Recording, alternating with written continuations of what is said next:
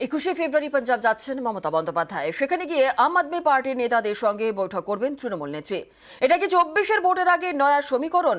তৈরি হয়েছে জল্পনা।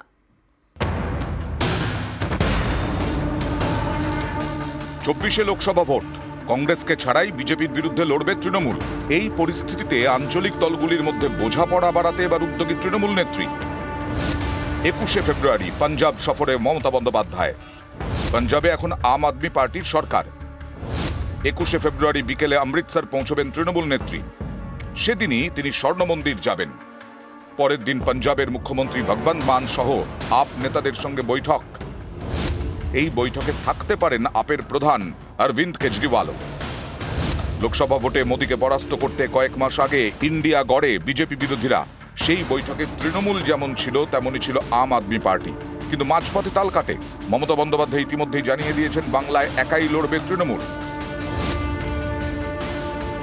প্রস্তাব দিয়েছিলাম, ওরা প্রথম দিনই প্রত্যাখ্যান করেছে। তখন থেকে আমাদের দল সিদ্ধান্ত নিয়েছে আমরা বাংলায় একা চলবো।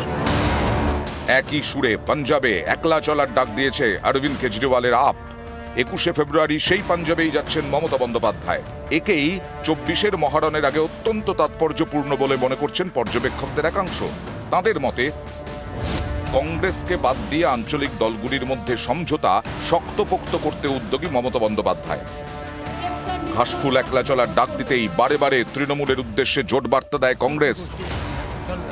ममता जी के बिना इंडिया गठबंधन की कल्पना नहीं कर सकता। বোঝানোর চেষ্টা করে টিম ইন্ডিয়ায় মমতা বন্দ্যোপাধ্যায় কতটা গুরুত্বপূর্ণ। এমনকি বিভিন্ন সরকারি প্রকল্পের বাংলার বকেয়া মেটানোর দাবিতে প্রধানমন্ত্রীকে চিঠি লেখেন রাহুল গান্ধী। কিন্তু এতে চিঁড়ে ভেজেনি তৃণমূল রণংদেহী।